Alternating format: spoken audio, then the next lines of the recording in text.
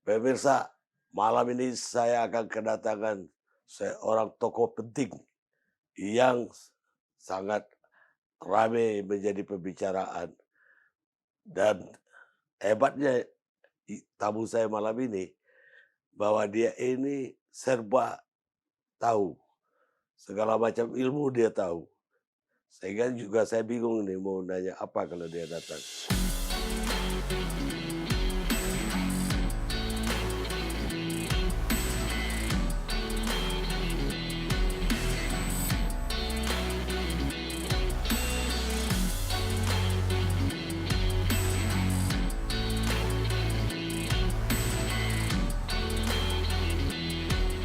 Bosman, silakan Mas Nardigo.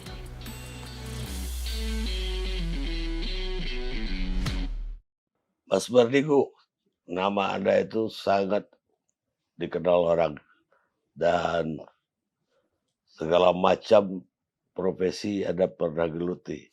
Sehingga dan pemikiran Anda yang paling kontroversial.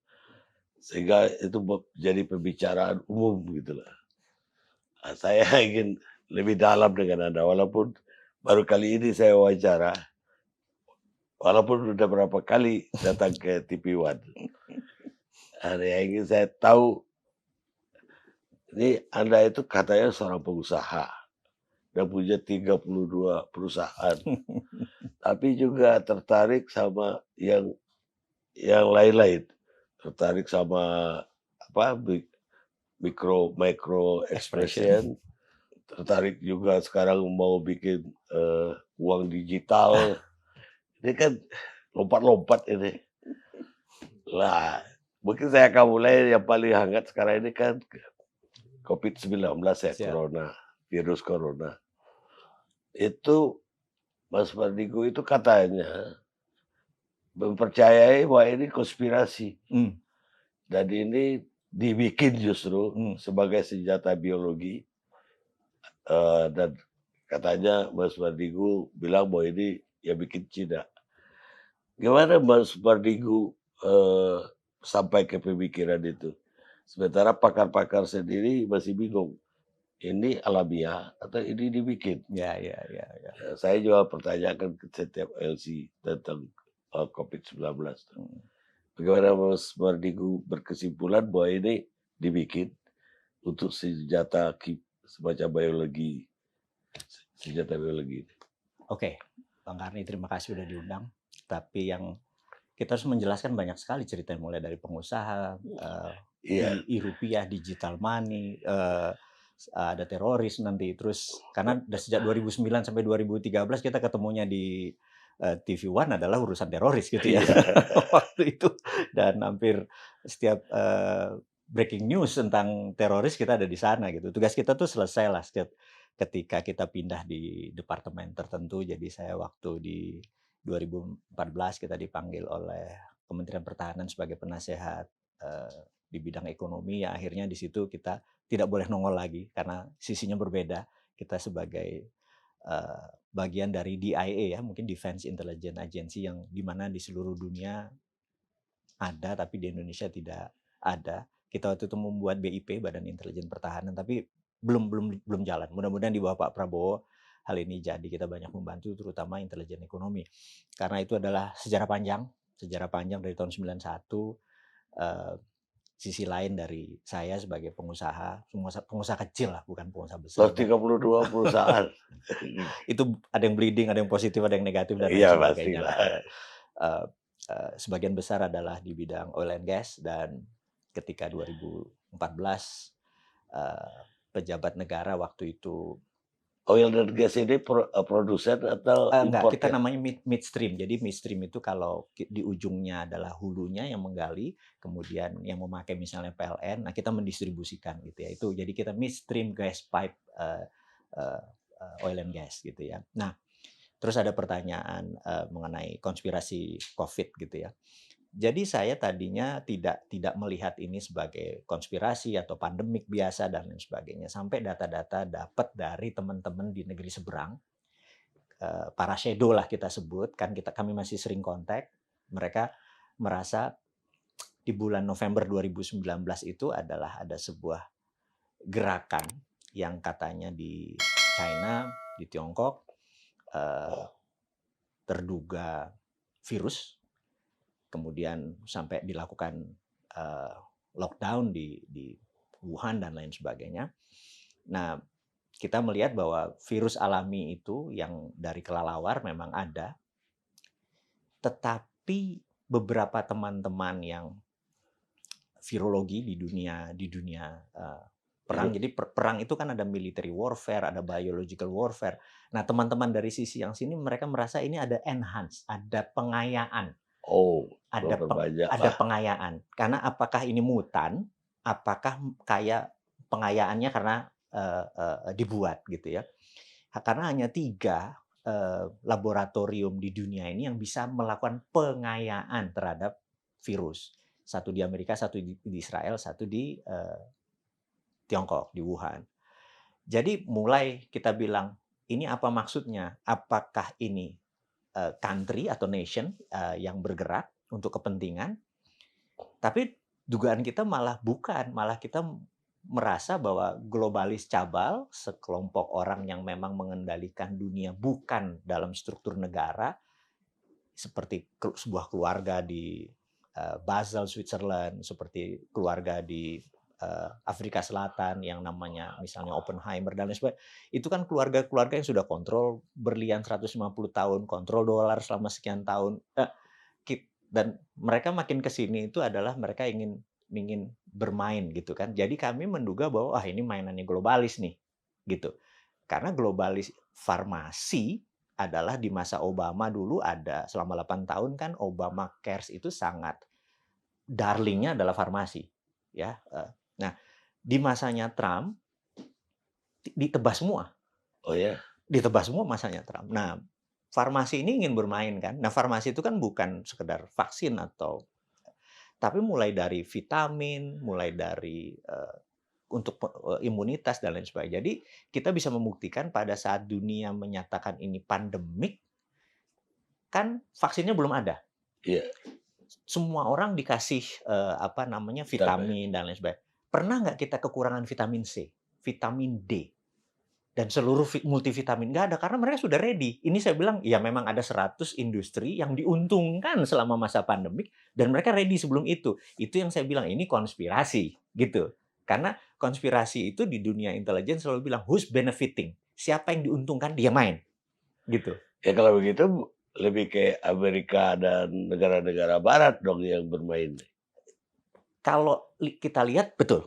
Karena seluruh produsennya adalah mereka, Mereka kan, lebih mereka. Jadi bukan di Cina kan? bukan di Cina. Itu yang kita bilang bahwa kita bukan menuduh Cina, bukan menuduh Amerika. Kita lebih menuduh globalis, lebih menuduh ini adalah trading transaksional dari farmasi. Tapi di sisi Amerika di November ini dipakai tool. Ini makanya kita bilang bahwa pandemik di Amerika untuk mukul Trump. Jadi COVID jadi political tool. By proses saja itu. Nggak bisa. Kalau lihat di Amerika mungkin diasasin, alias ini dipakai semua orang ini supaya ketular, supaya ditarget gitu kan. Karena itu disebut political tool. Di mana kita bilang, nanti setelah November menang nggak menang, istilahnya Trump tetap jadi atau Biden yang jadi, COVID di Amerika atau di dunia bahkan sudah bukan political tool lagi, tapi sudah menjadi pandemik biasa. Bukan untuk merubuhkan pemerintahan, bukan menggoyang Amerika, bukan menggoyang Tiongkok lagi. Kan menjatuhkan presiden juga. Udah selesai tugasnya gitu. Ya kira-kira itulah kira-kira. Terus katanya Mas Mardigu itu awalnya nggak percaya dengan COVID-19. Oh enggak, saya percaya dari pertama. Dari pertama ini percaya ini konspirasi. Jadi 2 percaya. Percaya bahwa ini adalah deadly, mematikan. 2 ini adalah konspirasi. Oh percaya. Percaya gitu. Jadi bukan tidak percaya gitu. Dan saya pikir deadly-nya bahkan 10% akan terkena. Ternyata tingkatnya lebih rendah. Dia cuma memukul orang 14 hari isolasi. Iya itu, ekonomi goyang kan? Iya, dan orang terbatas jaga jarak, terbatas. Iya. Itu menghancurkan banget untuk ekonomi. Setuju. Orang nggak boleh berkerumun, mal-mal jadi sepi. Betul. Itu kan luar biasa. Restoran orang tutup. Betul. Pariwisata agak jalan. Pariwisata internasional rasanya lama. Hotel apalagi. belum online. Jadi, tiba-tiba saya dengar juga Mas Mardigu terkena infeksi. Ya, nah ini juga mungkin ada moral lesson ya atau pelajaran yang kita harus, ingatkan kepada sahabat semua karena kalau Anda terkena Covid, jujur langsung pada orang yang dekat Anda pada saat itu. Karena saya waktu terkena itu sebenarnya saya cukup steril karena saya di rumah terus, eee eee eee, maksudnya work from home, semua pakai semua bahkan kalau yang penting-penting hanya datang ke rumah saya, keluar tuh bener-bener, terbatas. Terus, di hari eee, kebetulan istri saya itu hobinya trekking. Nah, suatu hari dia trekking sama temennya, dan beberapa hari kemudian temennya cerita bahwa dia kena Covid dan itu aduh, kita langsung bilang, berarti kan kita bisa terpapar, sekali lagi, masih bisa terpapar. Wah, coba dia lebih dulu atau early ngasih tahu kita sehingga kita bisa sementara waktu itu Selasa, Kamis saya ada big event, Kamis, Jumat, Sabtu, Minggu, dan saya di situ udah merasa udah apa ya, lidah nggak ada rasanya, tasteless, Ada yang salah lah, oh gitu something ada wrong. terus, apa namanya, terus, lemes sekali gitu. Tapi acara itu harus selesai. Nah, begitu saya pulang hari Minggu, saya bilang, "Tes, apa, PCR, swab." Hari Senin kan keluar ya, 24 jam kemudian keluar positif. Dan seluruh keluarga saya positif, istri, anak saya semua. Bagus. Wah, kita langsung kaget gitu ya. Besoknya saya merasa lemes gitu. Terus saya pikir, "Wah, ini ada apa nih?" Gitu. Coba kita ke IGD. Nah, waktu di IGD dokter yang rawat itu melihat, "Pak, saya ada satu curiga, boleh nggak saya ngetes kadar oksigen yang masuk ke dalam tubuh Bapak?" Jadi saya bilang, "Enggak, ini kok 94. 94 tuh sebenarnya kadar yang ini, Pak. Tapi kami mau lebih itu, caranya gimana?" "Kami minta izin, Pak, untuk ngambil dari nadi, dari itu." Saya nggak tahu bahasa, kedokterannya ya. Rasanya sakitnya minta ampun. Karena jarum di dalam diurak-urak gitu. Ya Allah, saya bilang gitu. Nggak bisa dijelasin itu rasa jarum di dalam diurak-urak. Tapi saya pikir demi kesehatan gitu. Ternyata sejam kemudian keluar, "Bapak cuma 82%, jadi kalau bisa dirawat." Saya bilang, "Wah," karena memang lemes sekali, lemes. Karena kadar oksigen masuk. Nah, itu yang bisa pelan-pelan toto hilang itu loh. Kalau itu turun terus fungsinya, paru-parunya terus nggak kerasa sih. Nah, terus dikasih oksigen, terus dokter bilang, "Bapak kasih plasma ya?" Saya bilang, "Plasma itu apa?" Ini versi sederhananya. Jadi orang yang sudah sembuh dari Covid yang kurang dari 6 bulan, plasma darahnya dia itu akan dikasih ke Bapak agar bisa ngajari cepat. Kalau di sini lagi baca ABCD, ini bisa nulis, baca tulis langsung diajari supaya dia cepat, "Oh, Covid tuh diginian, antibodinya cepat tumbuh," dan lain sebagainya. Saya bilang, "Saya siap." Tapi ini nggak mudah, Pak. Kenapa? Karena orang habis sembuh Covid itu jarang mau nyumbang plasma, jadi agak lama ngantrinya. Mudah-mudahan Bapak ada jodoh. Saya pikir, ya udahlah, saya berprasangka baik. Hari ketiga baru dapat, dan ternyata hari ketiga tuh saya nggak tumbuh. Maksudnya ya dengan Covifor, obat-obat itu hampir-hampir nggak ada pertumbuhan begitu dikasih, apa namanya, plasma Plasma. satu hari dengan infus yang beda gitu ya, masuk plasma, itu langsung dites PCR lagi, itunya langsung lompat. Bahkan kalau di tempat lain mungkin udah boleh keluar gitu, saya besoknya dikasih Apanya lagi, loh, Pak? Oksigen? ini, apa namanya, apa istilahnya itu yang dari 22 ke 37 itu, apa ya, jadi istilahnya saya nggak tahu istilah itunya, pokoknya lompat. Dan saya merasa begitu dikasih plasma tuh satu hari tuh bener-bener, "Wah, kok lain nih, makan ada rasanya," dan lain sebagainya, cepet sekali. Terus di hari ketiga dites lagi, saya langsung negatif dan itu saya tidak sampai 9 hari. Jadi cepet sekali gitu ya. Nah, ada yang menarik dari dokter yang waktu itu ngasih, dia bilang, "Bapak, boleh nggak saya minta izin kalau Bapak nanti sudah sembuh, Bapak nyumbang plasmanya?" Saya bilang, "Oh, saya nggak mau berhutang pada kehidupan," saya bilang gitu, "saya pasti nyumbang." Dan kenapa? Karena jarak, Pak. Kalau bangsa Indonesia ini kompak, Pak, saling kasih, saling tolong, saling bantu, Covid hilang. Karena saat ini udah 380.000 orang yang sembuh, ada 500.000 orang yang terpapar. Kalau 50.000 aja memberikan plasmanya, selesai ini, gitu.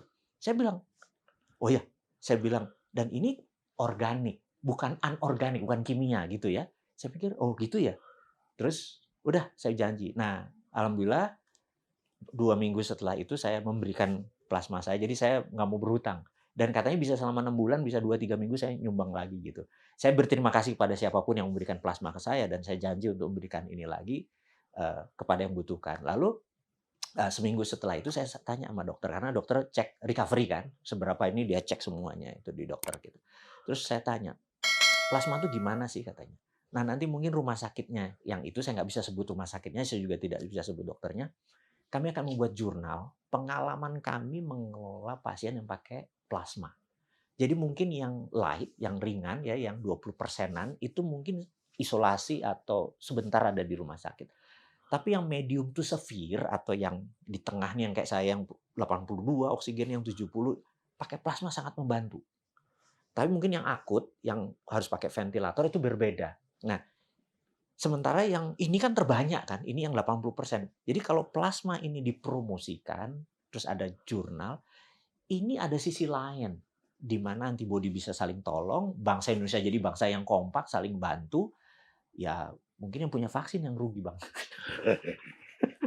Sementara kita udah impor. Kita udah impor. Maaf sekali ternyata bisa sembuh dengan cara itu alternatif aja. Saya pikir ini masih harus terus dipromot. Sekali lagi, mungkin tidak semuanya perlu plasma gitu ya. Bagi saya ini adalah, kenapa saya hari itu kan, banyak sekali sahabat saya yang terpapar, yang sama saya, alhamdulillah tidak terpapar, 3 hari dites, 7 hari dites, tidak terpapar. Jadi lucunya di sebuah meeting 200 orang dengan, dan lain sebagainya, dengan apa, sentuhan-sentuhan, tapi saya pakai benar-benar pakai masker ya, karena saya udah curiga dan teman-teman juga pakai. Dan ternyata tidak terpapar, artinya masker ini nolong. Jadi ini banyak sekali, sudutnya, makanya saya pikir di acara Bang Karni saya mengingatkan bahwa masker itu benar-benar penting. Terus siapapun yang pernah kena COVID yang punya antibodi, tolonglah saudaranya yang membutuhkan plasma. Karena sekarang di RSPAD, di PM itu kurang yang menyumbang plasma yang mereka sembuh dari COVID. Akan lebih perfect kalau plasma bisa menjadi promote, supaya kita tidak bergantung pada vaksin, tidak bergantung pada impor, tidak bergantung pada produk-produk yang kita nggak bisa buat, gitu. Nah, saya berharap karena cash flow kita kalau hampir berapa ya untuk penanganan COVID untuk ini, hampir 700 triliun. Iya. Iya, kalau itu buat NKRI semua kan harusnya lebih nggak cash out, nggak uangnya nggak Nggak keluar keluar. kan, nggak flight capital untuk beli vaksin dan lain sebagainya. Coba didudukin lagi mungkin dengan ke depan, menurut saya nomor satu yang saya minta, bencana COVID cabut deh, yang kan saat ini secara nasional mungkin 2-3 bulan lagi cabut deh, kayaknya kita udah selesai tuh. Optimis banget. Optimis sekali gitu. Baik, dulu itu Mas Wadigu kan dari Jawa Timur. Ya. Tepatnya Di di mana? Malang dan Pasuruan. Oh, Malang Pasuruan. Sekolahnya di mana? Eh, Sekolah sebagian saya ada di Palembang, ada di Balikpapan, ada di Jakarta, dan sewaktu Kuliah? kuliah kebetulan dibayarin oleh sebuah institusi, kita ke luar negeri ke Amerika sampai tahun 91, dari 85 91. 6 tahun saya di negeri Paman Sam.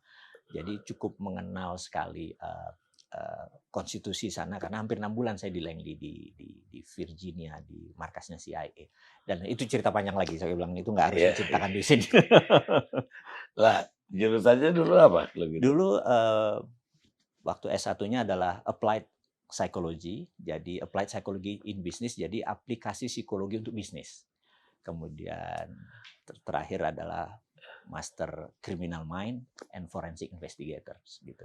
Terus kita mengambil sebuah, bukan disertasi ya, bukan S3 gitu, kayak adalah state sponsor terrorism. Jadi saya punya karya itunya adalah terorisme 4.0 yang namanya state sponsor terrorism. State sponsor terrorism adalah sebuah tindakan terorisme yang dilakukan oleh sebuah negara. Jadi misalnya Libya diklaim sebagai negara pensupport teroris, Iran dianggap negara yang mensupport teroris. Jadi atau ada sebuah cerita misalnya di tahun 89 ada Laurent Kabila. Laurent Kabila adalah seorang rebel, seorang pemberontak. Dia ingin memerdekakan dirinya, kemudian deal sama sebuah negara di utara Amerika. Terus negara ini support Laurent Kabila. Nah, negara ini bisa dikatakan state sponsor karena begitu merdeka negara itu, kobaltnya diambil negara ini. Ya, saya nggak etis untuk menyebut negara tersebut, dan Laurent Kabila menjadi presiden tahun 1991 sebagai Republik Demokrat Kongo, presiden pertama, dan kobaltnya diambil gitu ya. Nah, itu state sponsor terorisme sebenarnya gitu.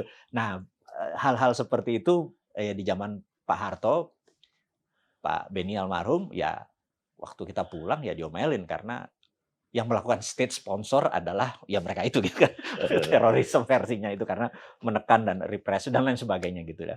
Jadi cerita panjang urusan cerita itu. Ya sekolahnya itu sendiri udah zigzag saya lihat. Sekolahnya sudah zigzag, setuju. Jadi ilmunya juga dipraktekkan, profesinya jadi zigzag juga. Jadi zigzag, jadi zigzag. Jadi Jadi pengusaha memperhatikan ekspresi juga. ya, karena waktu kita ngambil, ini menarik, Bang Kari, waktu kita mengambil salah satu, sekolah kita, jadi kita mempelajari namanya micro expression. Jadi micro expression itu kita misalnya datang ke state penitentiary atau penjara kelas kakap. Jadi di Amerika ada 3 tipe penjara. Jadi yang sosial, yang masalah ribut satu ya hukumannya cuma nyapu jalan gitu ya. Itu nggak pakai pagar itu. Terus ada yang biasa, terus yang kakap nih, yang state penitentiary. Jadi bukan negara bagian. Ini sudah federal. Federal. Nah, state penitentiary itu sangar gitu ya. Kita interview orang Bang 1, 2 gitu. Begitu interview orang ke 100 nih, pedofil nih. Oh ini pemerkosa nih gitu. Karena udah kebayang kan kita 100 orang. Nah, kita disuruh ke pasar misalnya, pasar basah gitu ya. Kita interview 1, 2, orang ke 200, nah ini baru rugi nih orang. Nah ini orang selalu untung nih, orang baru dagang nih kan kita terasa ya. Nah, micro expression itu menarik sekali karena wajah manusia ini kalau major muscle misalnya otot bicep, tricep segala macam itu kan major muscle atau otot besar. Wajah manusia itu punya 400 minor muscle. Jadi kalau dia kesel, dia kecewa, dia frustrasi, dia happy segala macam itu tergerak sedikit. Karena itu saya susah baca orang-orang yang mukanya dipakai botok segala macam. Saya udah kayak komik, saya nggak bisa baca gitu. Karena udah nggak jujur. Karena Bang Karni kan nggak ada botoknya nih, natural gitu. Baca kita dia happy, dia lagi berat nih urusan kantor dan lain sebagainya terasa gitu ya. Nah, sewaktu kita disuruh menginterview banyak teroris di penjara, itu tidak interogasi. Karena kita harus nyari data pola kan. Nah, di situ 400 lebih saya bilang, "Oh gini polanya, gini polanya, gini polanya," gitu kan.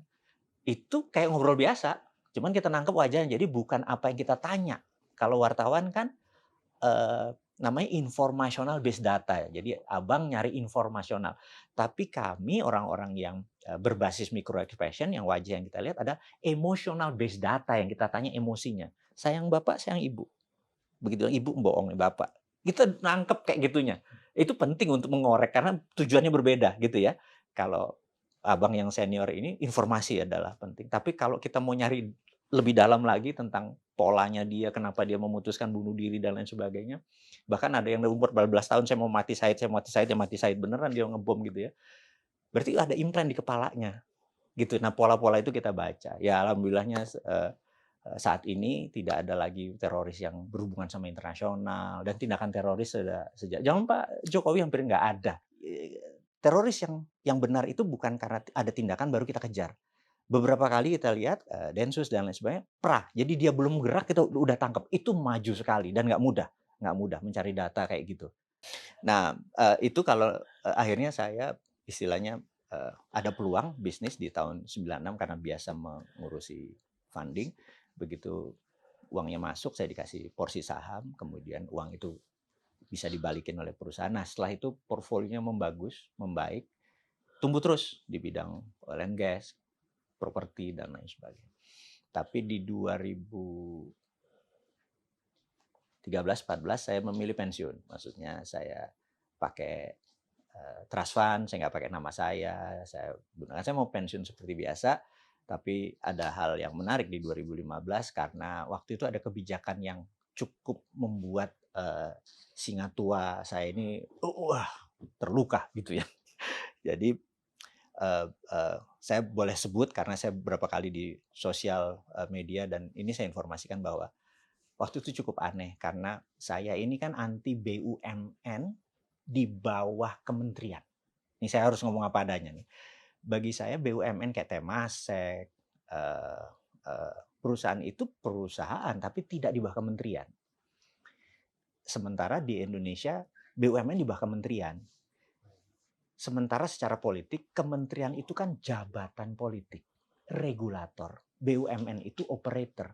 Kalau BUMN di bawah kementerian atau dijadiin kementerian, dia regulator, dia operator. mampus kita UKM, gitu. Lalu ketika menteri yang lama, dibuatlah sinergi antar BUMN, jadi kartel, Abang. Ya Iya iya iya. kartel, regulator, operator, mati kita.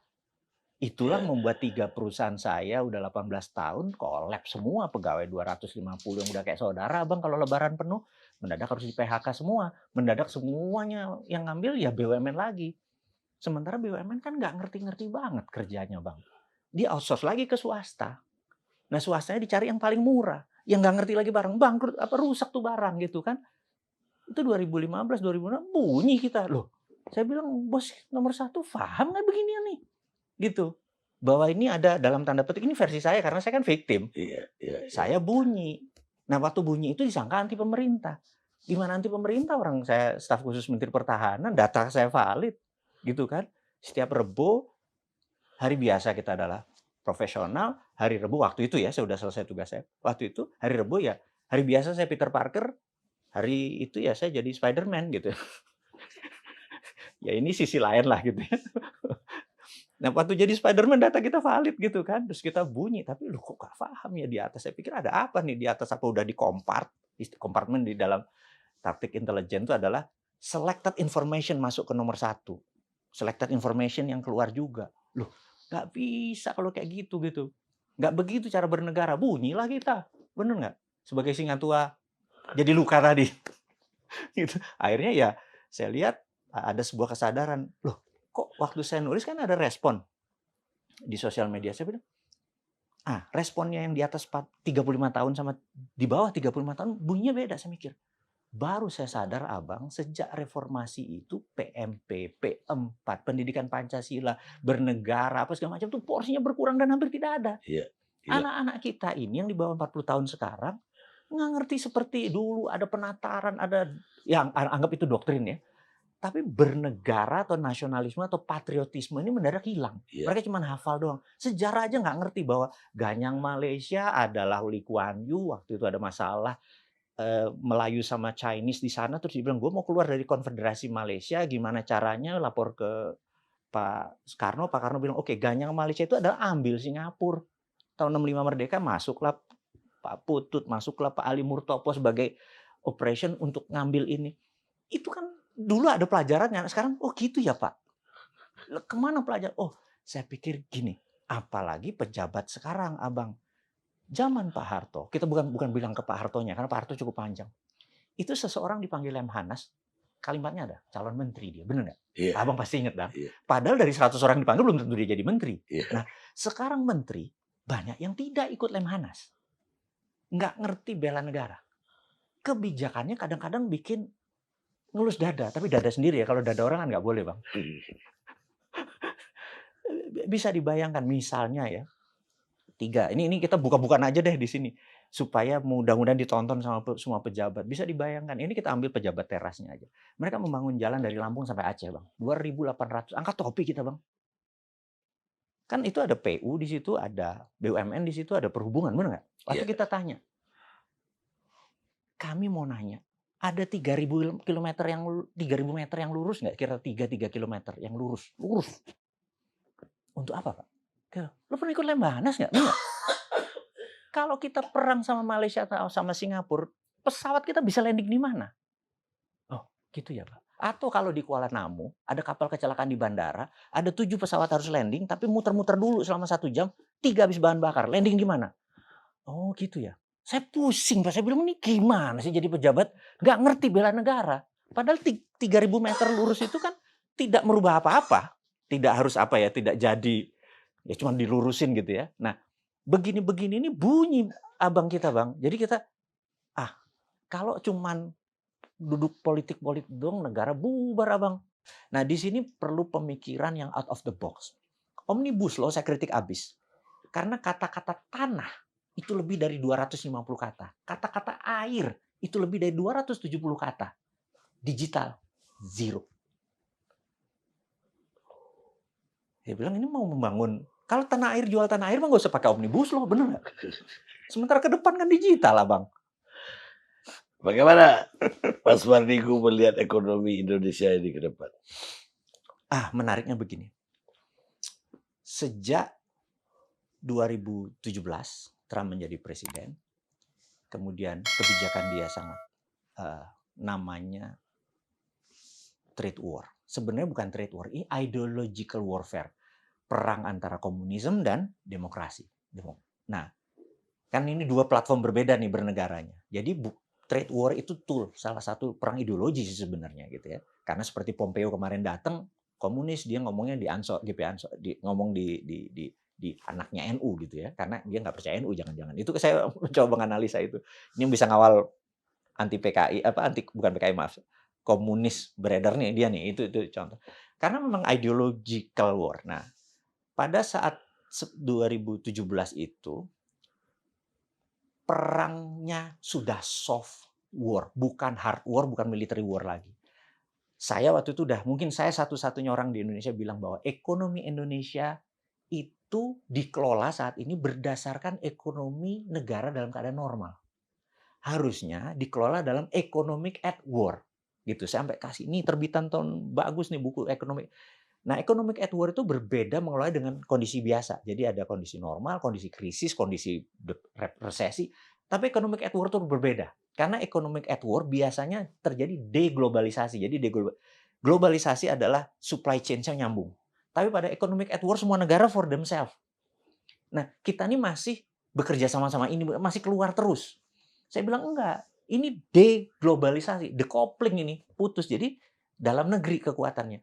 Nah, saya lihat ini masih foreign direct investment lah, versi saya ya.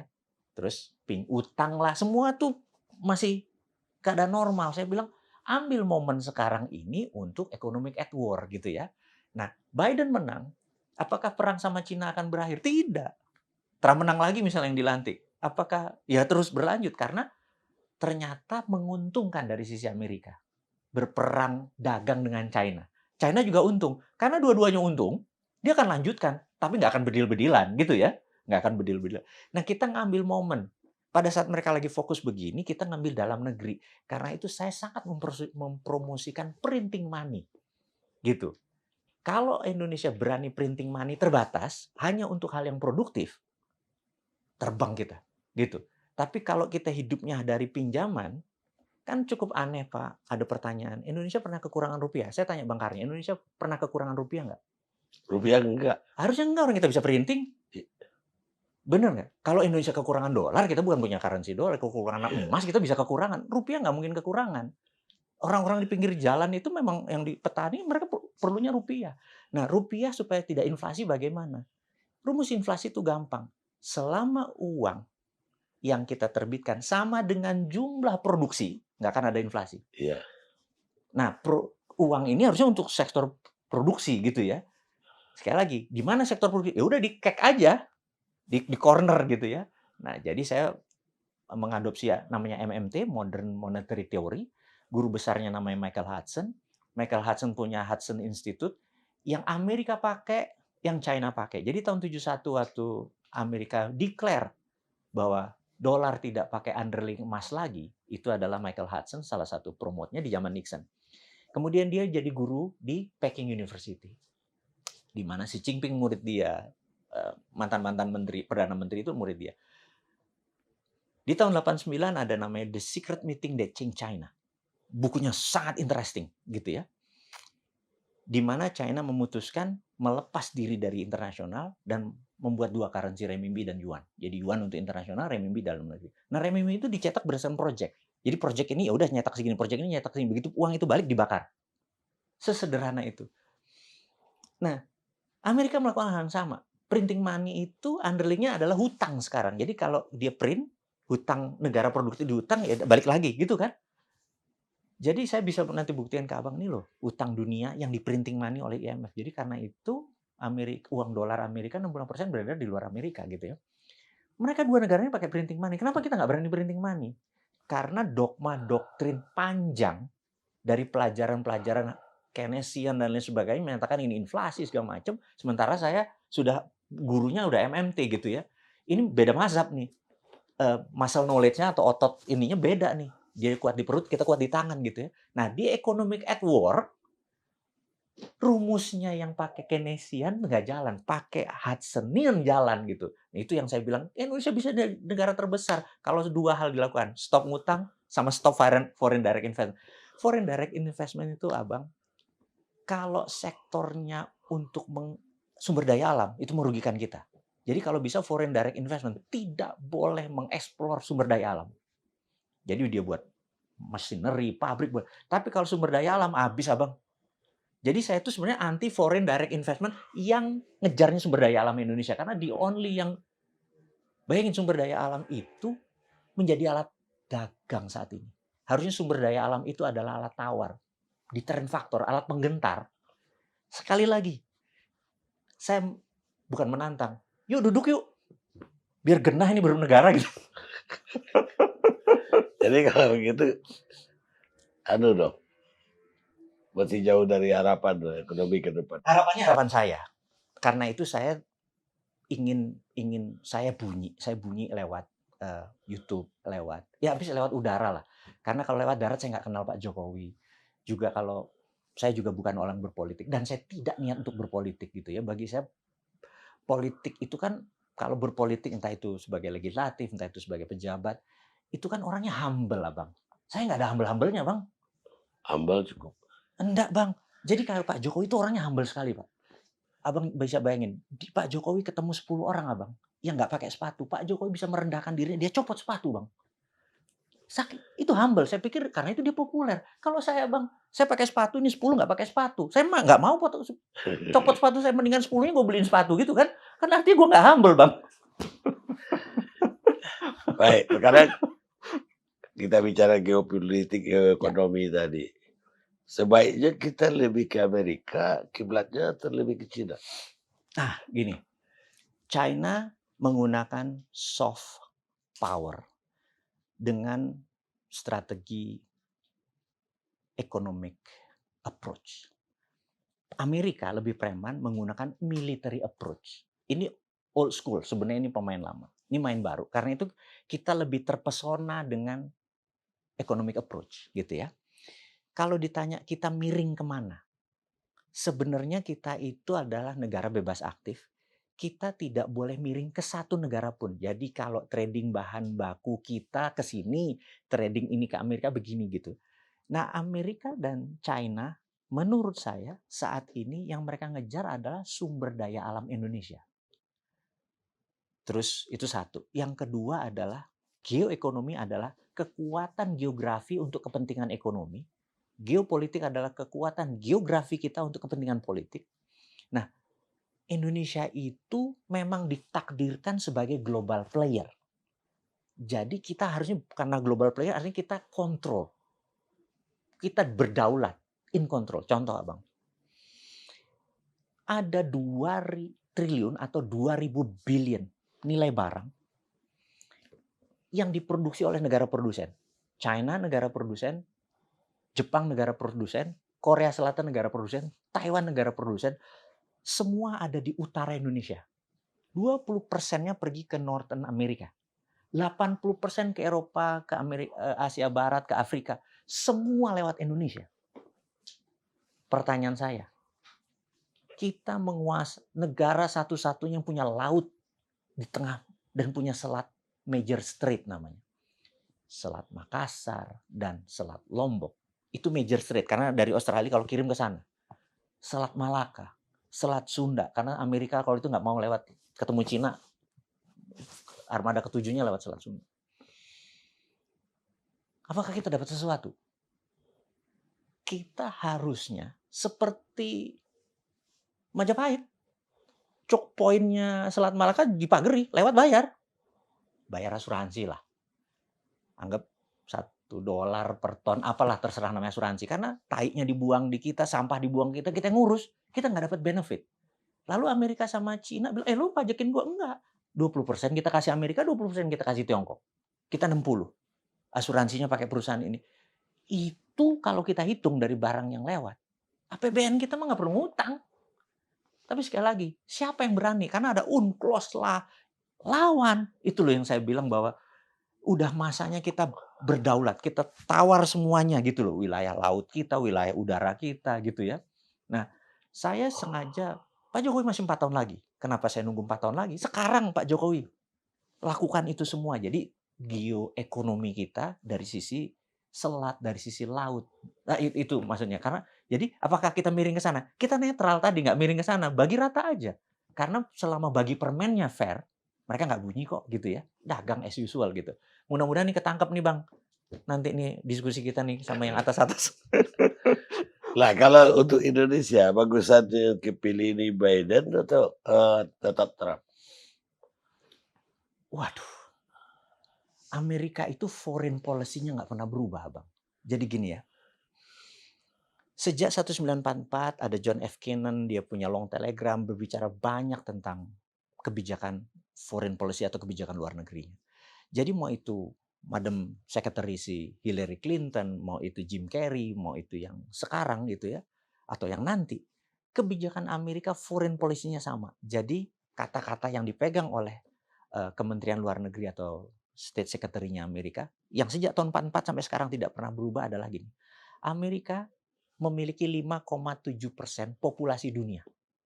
Dan Amerika menguasai 58% world wealth, kekayaan dunia. We want to keep it that way forever. Mereka ingin memegang itu forever. Nah, foreign policy nggak pernah berubah. Jadi mereka kalau perlu lebih gede lagi kepemilikannya. Nah, jadi selama mereka bisa menjadi terkaya, Bang, ya. Jadi kita kalau mau Biden kayak mau Trump kayak deal-nya adalah mereka lebih kaya dari kita deal-nya. Nah, ini yang kita harus ke depan, kebijakan bernegara keluar itu benar-benar harus kita, mungkin Pak Marty Mattargawa kita panggil lagi gitu ya, yang senior-senior ini, karena dia powerful sekali di dalam ke depan. Kita harus harus kompak lagi gitu. Nah, sekali lagi, jadi Biden atau Trump, sama, kita tidak diuntungkan, kita jadi budak juga gitu. Agak ekstrim nih kata-katanya nih. Tapi ya kalau kata lihat kemarin, kalau Mas Mardigu pernah kena COVID-19, tiba-tiba Trump mengumumkan kena COVID. Tapi 2 hari kemudian udah sembuh, lebih cepat dari Mas Mardigu. Saya menulis banyak itu di tulisan dan di video. Jadi memang beberapa kali ada tindakan akan assassination terhadap dia, tapi Trump bukan menggunakan secret service, dia menambah lagi Navy Six, Navy SEAL 6 namanya. Dan Navy SEAL 6 2 kali mengintercept ada kapal selam yang akan menembakkan Air Force One.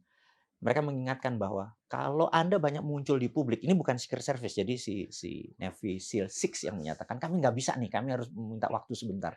Nah, the best waktu itu adalah dia disuntik COVID kan, emang dia jadi kena COVID, tapi sebenarnya Yang jinak. jinak.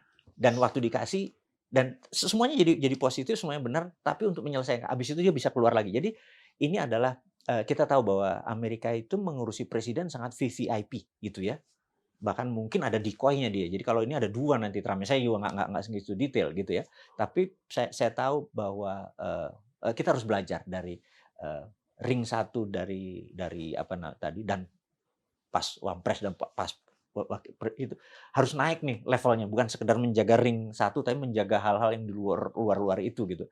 Banyak sekali lesson learn-nya ya, pelajaran-pelajaran yang saya ingatkan dari negara besar, karena apa? Kita akan lebih besar dari mereka, kita harus belajar mereka ngapain gitu, gitu. Dan Xi Jinping menarik, Anda boleh boleh cek Bang Karni. Ada 2 kalau Xi Jinping ke Indonesia, ada decoy-nya. Saya waktu itu di Bali. Damn, saya bilang hebat sekali nih negara. Jadi, oh itu dari jauh tapi ya, nggak dari dekat. Jadi kita kalau ada yang assassin tuh yang ini yang benar apa yang enggak, kita nggak bisa teman-teman di Secret Service akan banyak cerita tentang ini, gitu.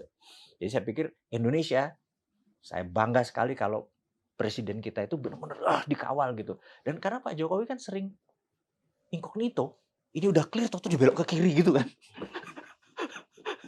Ya karena Kayak dia kayak kayak Gus Dur lah. Tadi, saya juga dengar bahwa punya 10.000 anak yatim.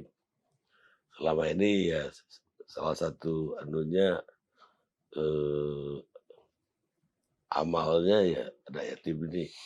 Lah sekarang anak yatim ini masih atau enggak? Nah, Rumah Yatim Indonesia menarik. Saya pulang haji tahun 96.